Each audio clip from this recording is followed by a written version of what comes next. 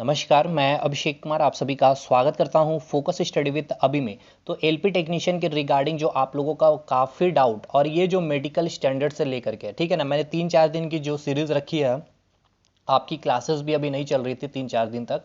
तो आज का जो इम्पोर्टेंट डाउट है कि अगर आप एलपी के लिए, ठीक है ना, लोको पायलट का जो A1 मेडिकल स्टैंडर्ड मांगा गया, ध्यान से सुनिएगा भाई, प्रैक्टिकली चीज़ें मैं बता रहा हूँ जो मैंने भी किया है। और ये चीज़ ध्यान रखना है क्योंकि एलपी के जॉब में मेडिकल काफ़ी इंपॉर्टेंट होता है, क्योंकि पिछले साल जिनके पास आईटीआई था वो एलपी के चक्कर में ना तो उनको एलपी मिला और ना ही उनको टेक्नीशियन मिल पाया। तो ध्यान से रहिएगा। देखिए होगा क्या, जब आप CBT 1 क्वालिफाई करते हैं, ठीक है ना, जैसे ही आप CBT 1 क्वालिफाई करेंगे आप CBT 2 पेपर को देने जाएंगे, ठीक है भाई। सभी लोगों के लिए, चाहे आप आईटीआई वाले हो, चाहे आप डिप्लोमा वाले हो, चाहे आप बीटेक वाले हो, ठीक है, सभी लोग आप लोग जाएंगे, या फिर सिंपल ग्रेजुएशन या पीसीएम वाले सभी CBT 2 का पेपर देंगे। तो पीसीएम का बात खत्म होता है, साइड में उनको रखते हैं। अब आईटीआई डिप्लोमा और बीटेक वाले की बात करते हैं, क्योंकि वो तो एलपी के लिए एलिजिबल होंगे नहीं, ये तीनों एलपी के लिए एलिजिबल होंगे। अब आपने जो पोस्ट प्रायोरिटी फिलअप किया होगा, मैं पोस्ट प्रायोरिटी की एक वीडियो बनाऊंगा कि आपको कैसे पोस्ट प्रायोरिटी में आपको फिलअप करना है, मैं उस पर भी एक सेपरेट वीडियो बनाऊंगा, ठीक है ना। तो अभी मैं मान के चलता हूं कि आपने पोस्ट प्रायोरिटी फिलअप किया होगा। अब जो आईटीआई वाले हैं भाई, वो तो एलपी के लिए भी अप्लाई करेंगे, ठीक है ना, एलपी के लिए भी अप्लाई करेंगे और टेक्नीशियन के लिए भी अप्लाई करेंगे। अब जो डिप्लोमा और बीटेक वाले हैं, ठीक है, वो केवल और केवल एलपी के लिए अप्लाई करेंगे। और ये वो टेक्नीशियन के लिए तो एलिजिबल है ही जो 5 से 4 हज़ार के आसपास एसएनटी डिपार्टमेंट में जो आता है, जो जिसके लिए आपका ये भी एलिजिबल है, और 12th लेवल वाले स्टूडेंट्स भी एलिजिबल होंगे, ठीक है।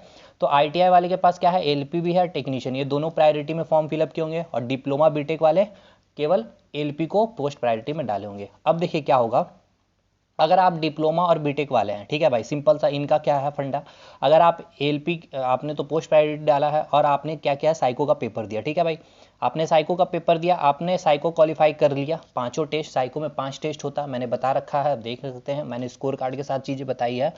और अगर आप पांचों टेस्ट क्वालिफाई कर लेते हैं, और पांचों टेस्ट के बाद क्या है कि देखिए CBT 2 में आपका 2 पेपर है, पार्ट ए और पार्ट बी। पार्ट ए में जो आपका, पार्ट ए में जितने भी आप मार्क्स लाएंगे उसका 70% लिया जाएगा, और पार्ट बी में कहने का मतलब ये है कि जो साइको आपका ये पार्ट बी वो ट्रेड नहीं, ठीक है ना, कंफ्यूजन मत रखिए, मैं लिख दे रहा हूँ यहाँ साइको में, साइको का आपको 30% लिया जाएगा। अब इन दोनों को मिला करके आपका मेरिट रेडी किया जाएगा। ध्यान से सुनिएगा, जब आप CBT 2 दे रहे होंगे, ठीक है ना, CBT 2 जो दे रहे होंगे आप, 100 नंबर का जो पार्ट ए सेक्शन होगा उसका 70% मार्क्स लिया जाएगा, ठीक है ना, कितना, 70%। और एलपी के लिए मैं बता रहा हूँ, और साइको का आपका 30% मार्क्स लिया जाएगा, ठीक है, ये ध्यान रखिएगा, और तब जाकर के आपका मेरिट बनेगा। तो जो डिप्लोमा बीटेक वाले हैं, सिंपल सी बात है, अगर आपका मेरिट बनता है, मेरिट तक अगर आप नंबर लाते तो आपका मेरिट लिस्ट में नाम आएगा, और उसके बाद आपका A1 मेडिकल होगा, ठीक है ना। देखिए अब आइए टेक्नीशियन वाले के पास, ये बंदा आईटीआई वाले के पास, ये बंदा आईटीआई वाला है। अब ये क्या है, ये दोनों प्रायोरिटी डाल रखा है, एलपी के लिए भी और टेक्नीशियन के लिए।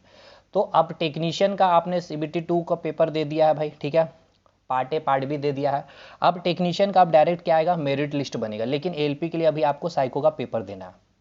लेकिन आप जो हैं A1 मेडिकल फिट नहीं है, भले आप जाएंगे, आप प्राइवेट से चेकअप कराएंगे तो आपको बोला जाएगा बहुत ही कम है, मतलब कि थोड़ी सी मतलब दिक्कत है A1 मेडिकल के लिए, तो भी आप रिस्क मत लीजिएगा। हाँ, अभी आपके पास टाइम है, आप जा करके मेडिकली चेक करवाइए आई स्पेशलिस्ट के पास, वो आपको बहुत सारे प्रिकॉशन बताएंगे कि कैसे आप A1 स्टैंडर्ड तक पहुंच सकते हैं। लेकिन ध्यान रखिएगा, जब आपका रेलवे की तरफ से जब आप एलपी का पेपर दे देंगे, सॉरी, एलपी के लिए आप जब साइको का पेपर दे देंगे और साइको क्वालिफाइड कर जाएंगे, और आपका पोस्ट प्रायोरिटी में भी एलपी होगा, तो आपको फिर A1 मेडिकल फिट होना पड़ेगा, क्योंकि इसका अपना एक लिस्ट तैयार होगा, क्योंकि 8 गुना स्टूडेंट्स को बुलाया जाता है साइको के लिए, ये भी ध्यान रखिएगा। और अगर आप A1 मेडिकल फिट यहाँ पर नहीं हुए तो आपका एलपी भी चल गया और टेक्नीशियन भी चल गया, ये आईटीआई वाले ध्यान रखिएगा। इसीलिए अगर आप A1 मेडिकल फिट नहीं है और आपने प्रायोरिटी में एलपी भी डाल रखा है और टेक्नीशियन भी डाल रखा है, तो आप साइको पेपर देने ही मत जाइए भाई, ठीक है ना, सिंपल सी बात है, साइको पेपर देने ही मत जाइए। आप टेक्नीशियन के मेडिकल फिट हो, क्योंकि टेक्नीशियन के लिए क्या है, B1 मेडिकल, B2 और C1 मेडिकल है, जिसमें आपका 6/9 6/12 मांगा जाता है, विथ ग्लास भी अलाउ है। अब 2 तरह की टेस्ट ये भी याद रखिएगा, एक तो नॉर्मल टेस्ट जो आपका हार्ट बीट चेक भी किया जाएगा, ब्लड प्रेशर मतलब चेक किया जाएगा, ठीक है, यूरिन टेस्ट होगा, हाइड्रोसिल टेस्ट होगा, पाइल्स का टेस्ट होगा, ये नॉर्मल टेस्ट आपका, मतलब सिंपल सी ब्लड टेस्ट होगा जो नॉर्मल आपका लंग्स का टेस्ट होगा, ठीक है ना, फेफड़े वगैरह कि आप कुछ मतलब ऐसे गुटखे वगैरह का क्या सेवन करते हैं ना, इस तरह का एक नॉर्मल टेस्ट होगा, ठीक है। ये तो सभी लोगों के लिए है, लेकिन जो आई विजन है एलपी के लिए A1 रखा गया है, मतलब 6/6 का आपको चाहिए स्टैंडर्ड।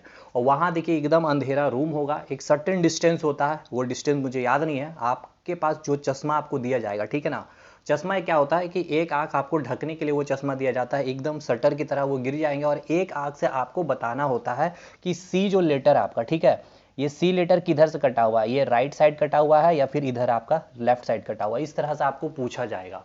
और यकीन मानिए अगर आपका 6/6 नहीं है तो जिस डिस्टेंस में आपको ये पूछा जाता है आप इसको नहीं बता पाइएगा, आप लेफ्ट को राइट कर देंगे और राइट को लेफ्ट कर देंगे।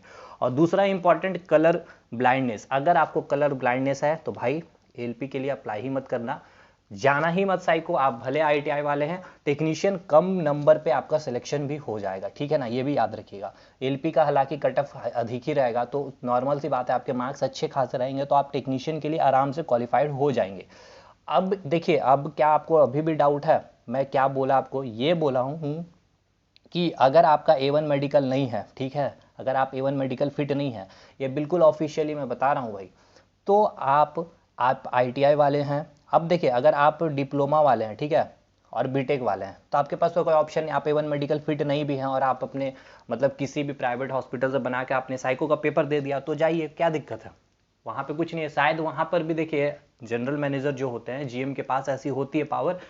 अब देखिए वो एक मतलब वो एक हो गया ना, संभावनाएं है, बात की बात है। अब ऐसा भी हो सकता है कि जो आईटीआई वाले जो आप A1 मेडिकल फिट नहीं है एलपी, तो हो सकता है कि अगर वहाँ पे शॉर्ट फॉल हो जाए, मतलब कि मतलब स्टूडेंट्स उनको ना मिले, तो आपको शायद टेक्नीशियन के लिए एलिजिबल कर दे, तो वो कर दे तो वो अलग चीज़ है, ठीक है, लेकिन शॉर्टफॉल होता नहीं है। अब आपको पता है कि जिस तरह की बेरोजगारी है, तो ये आपको ध्यान रखना है क्या, कि अगर आप A1 मेडिकल फिट नहीं है, 6/6 आपकी आंखें नहीं है, आपके पास अगर कलर ब्लाइंडनेस है, और अगर कलर ब्लाइंडनेस नहीं है तो 6/6 होना चाहिए भाई, अदरवाइज आप साइको का पेपर देने ही मत जाना, ठीक है। और अगर आप साइको का पेपर दे दिए और आपने क्वालिफाई कर लिया, तो आपका नाम जो है उस एलपी वाले में आ जाएगा। आप भले आईटीआई वाले हैं और आपने टेक्नीशियन भी फिलअप कर रखा है, लेकिन अब जो है आपका पेपर लॉक हो गया, मतलब आपका पोस्ट लॉक हो गया एलपी के लिए। मेडिकल अब आप एलपी के लिए देंगे, A1 मेडिकल, आप नहीं फिट होंगे भाई, ये तो चल गया, ये भी चल ही गया आपका।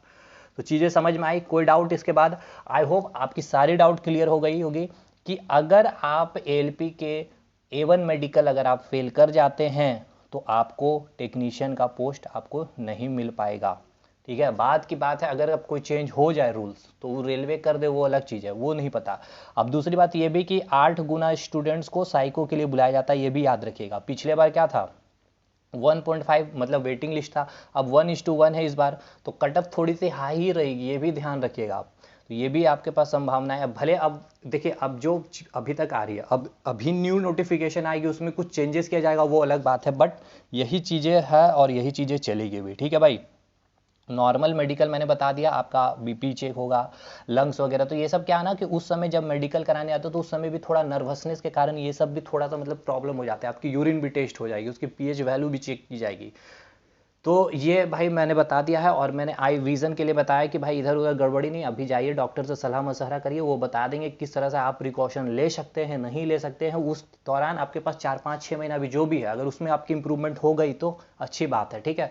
क्योंकि देखिए एक सर्टेन एज के बाद आई का इंप्रूवमेंट करना भी मुश्किल होता है। मैंने खुद बता रहा हूँ ना भाई, मैं जब मेडिकली मैं फिट नहीं हो पाया था 6/6 में, तो आप तब नहीं कर पाएंगे। चीज़ों को समझिए, मैं आपको दिखाया जिस प्रकार score card CBT1 CBT2 psycho qualify होने के बाद भी, और मेरे पास आईटीआई था नहीं, तो ये चीज़ ध्यान रखिएगा। आपके पास जब आईटीआई नहीं है तब भी जाइए बिंदास होकर, टेंशन क्या। अगर आपके पास आईटीआई है तो टेक्नीशियन को ही पोस्ट प्रायोरिटी में रखिएगा, बट मैं पोस्ट प्रायोरिटी की एक अलग वीडियो बनाऊंगा सेपरेट वे में। बट अभी आप एक बार आई चेकअप जरूर कराइए, ठीक है भाई।